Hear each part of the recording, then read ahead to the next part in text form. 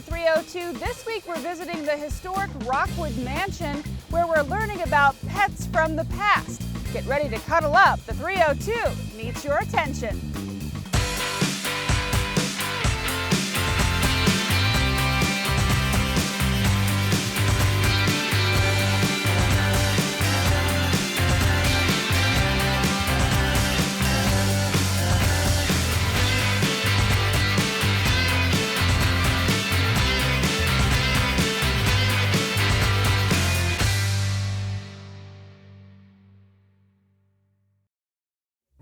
Hey 302, we are at Rockwood Mansion talking about all there is to see and do here, and we're joined by the director of the museum, the Rockwood Museum, Philip Nord. Thank you so much for joining us. Well, thank you for coming out.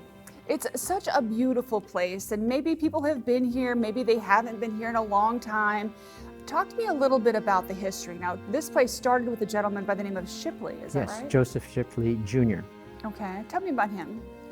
Well, he was born in Wilmington to a very prominent family. Actually, his family started Wilmington, and he was a very intelligent gentleman, and he took a position out of Philadelphia and went over to Liverpool, England.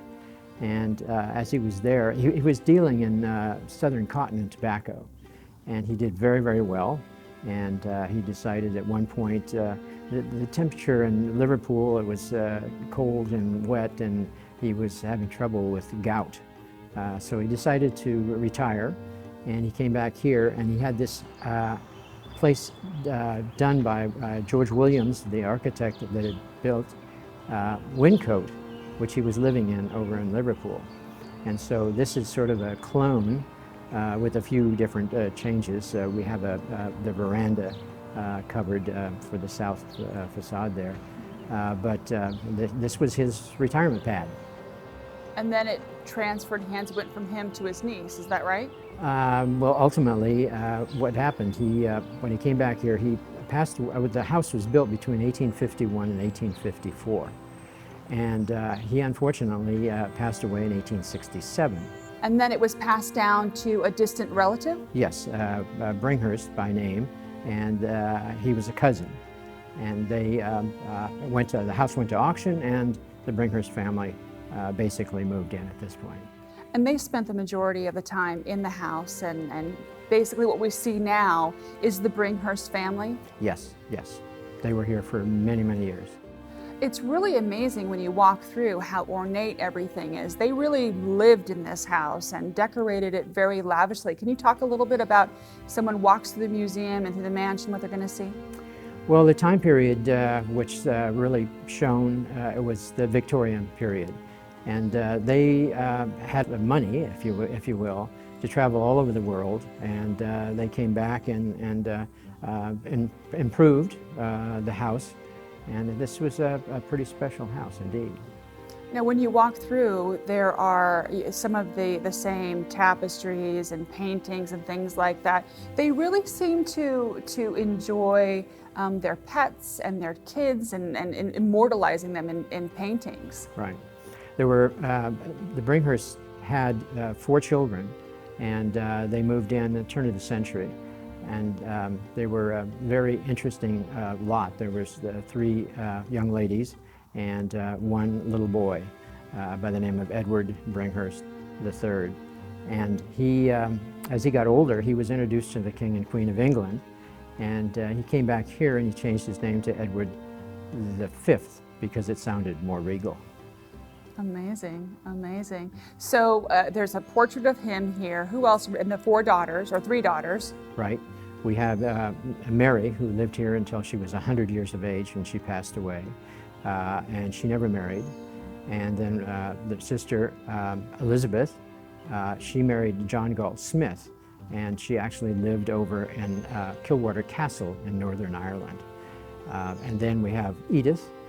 Edith was the only one that had children with her husband, who was Alexander Sellers.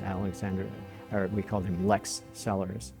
And actually, Lex's father, William Sellers, was a big industrialist in Philadelphia. He made big machinery, and they were married here, actually out on the north lawn out here. So it's not just the museum and the mansion itself, there's so much more out here. True. We have other buildings are out here. We have a walled garden, which is beautiful. Originally it was, we believe it was a vegetable garden for food and everything. But when the Bringhursts were here, they changed it into a formal garden, which is very, very attractive. It has special roses that were planted years ago, and in the summer, when they're in bloom, the fragrance is just magnificent. Excellent. So if someone wants to know more about, a visit and some of the exhibits that you have here, where do they go? There is a website, yes there is, rockwood.org. Excellent. And you can find all of the details there. Excellent. Thank you so much, Philip. You're very welcome. Thank you. We'll be right back.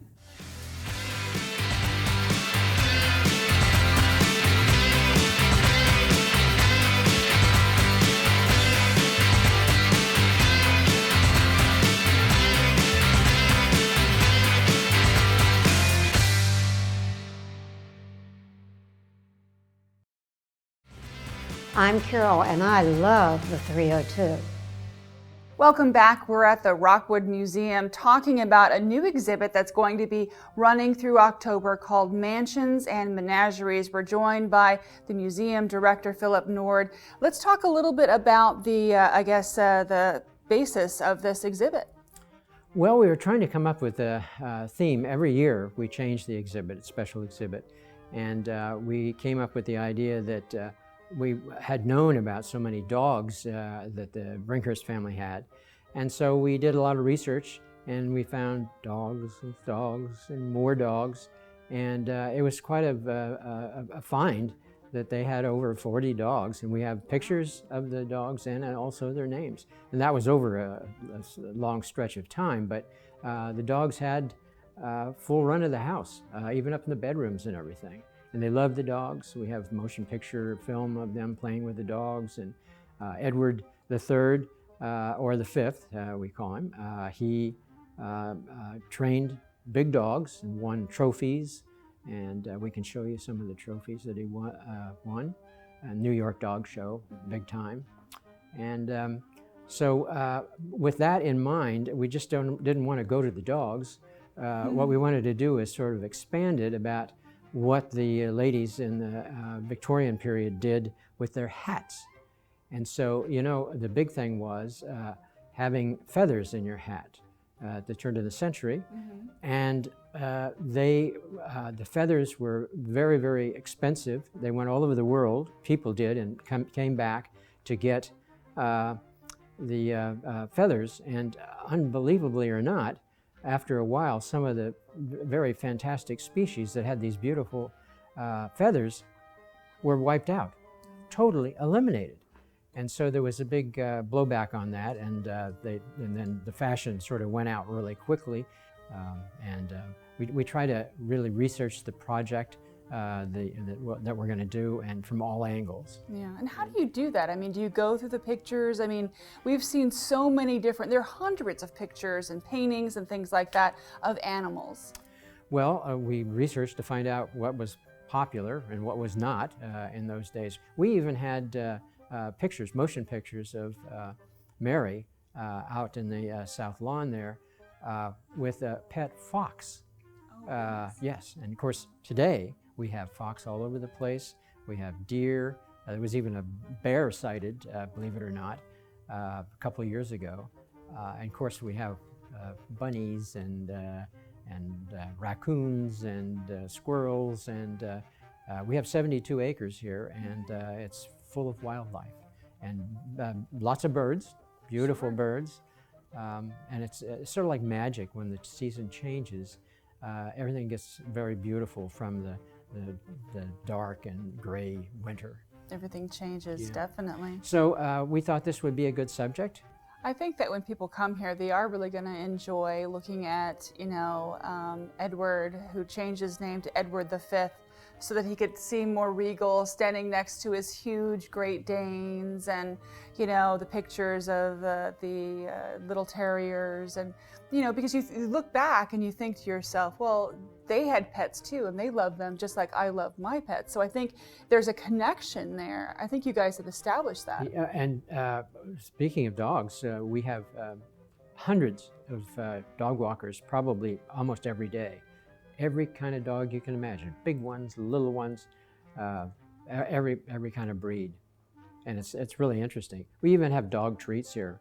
We allow people in the West Wing to bring in their dogs, not in the prime museum area here though. And it's fun, and that's the whole idea. Yeah. What was it like to put this together? It was wonderful. I had help from a lot of people. When I first got here, there was nothing in the house at all. They had redone a lot of it. So it was partially my job to coordinate what this thing was going to look like. And had a lot of help there from a lot of different people. The HRB, Historic Review Board, there were a lot of people that were heavily into history, which was great. My undergraduate degree is in archaeology, and I have a master's degree from the University of Pennsylvania in historic preservation. So all the photos and the paintings that we would see are originals, is that right? Yes, well, yeah, they are. Well, thank you so much. Well, thank you. It's great. We'll be right back.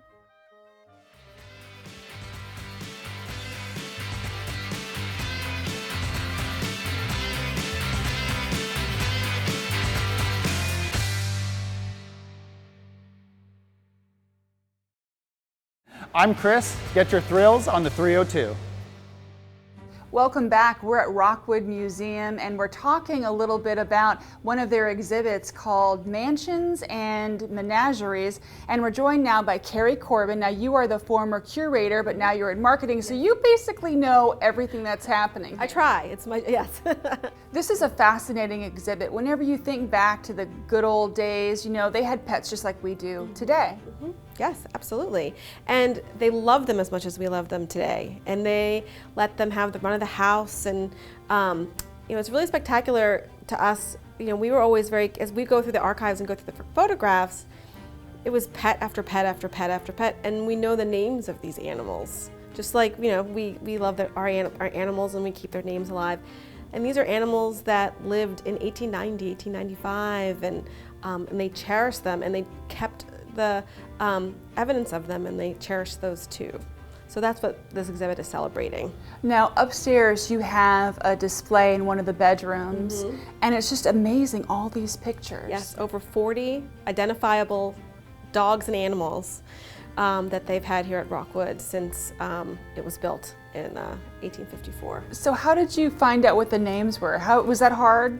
It wasn't difficult because Mary Bringhurst was a very meticulous record keeper, and she labeled all the photographs. So we have labeled photographs, labeled plates, which are like negatives, and so it was easy for us to know who these dogs were. So the picture would be, labeled, Mary Bringhurst and Max, or Edith Bringhurst, Edward Bringhurst Jr. and Max. And we knew Edward's dogs because he actually bred Great Danes, and he had his prize pair, Guido and Gretel, who were both female.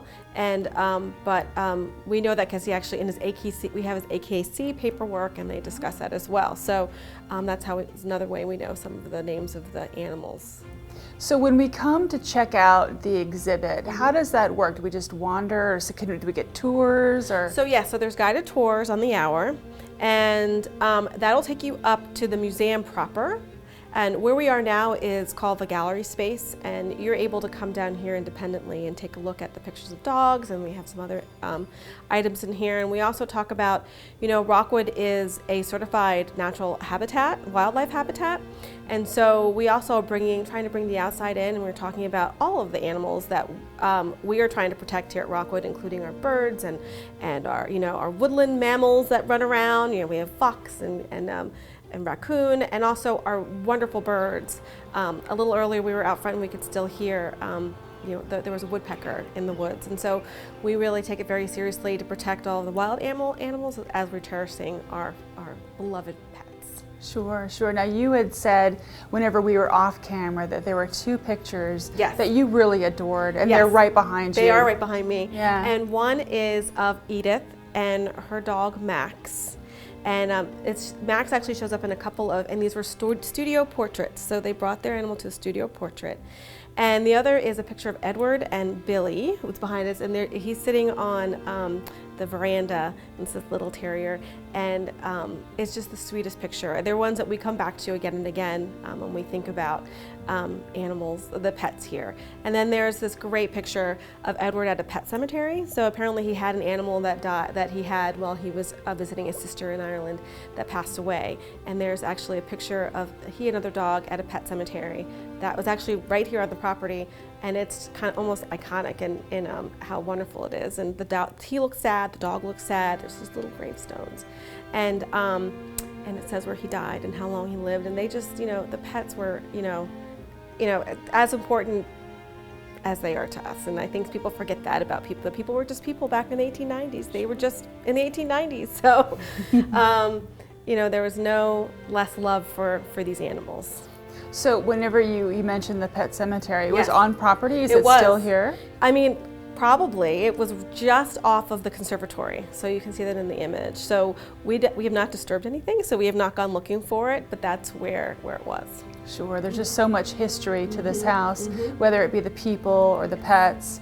Whenever people come out, and is there one part of the exhibit that you think people should just stop and spend time with?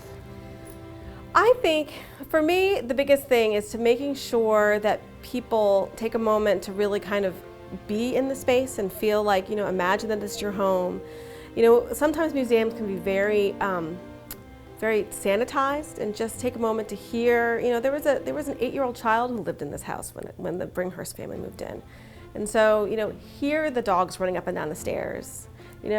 Imagine them sitting on the very expensive silk-covered sofas, because that's what was happening. This was a living, breathing house, and I think when you do that and you can kind of imagine these animals and these people existing in the gardens and here in the mansion, it really deepens your connection with it. And that's what we're trying to convey, is the human connection of the house and the animals and the park. And we still want people to enjoy it on a human level. So it's not just, it's not really about the objects, it's about how the objects relate to the people and everything. And we want you to come here and have a connection with that, and enjoy it, and kind of understand why they love this house so much. And the exhibit runs through October? Runs through October, and then we'll get ready for the holidays after that. But yes, it runs through October. Sure. And if someone wants more information on how much it costs and everything, Sure. Where do they go? Go to rockwood.org.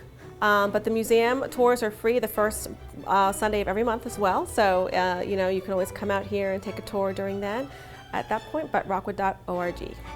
Carrie, thank you very much for joining us. Thank you so much. We'll be right back.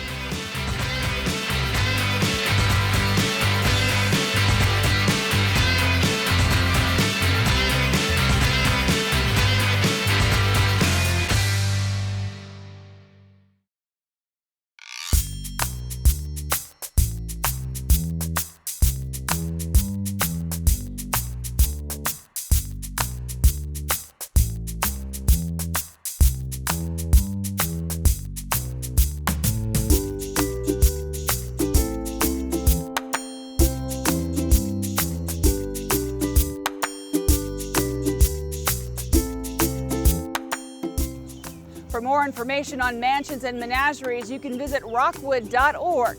That'll do it for today's show. We're going to leave you now with more cuddly pets from Rockwood. We'll see you next time on the 302.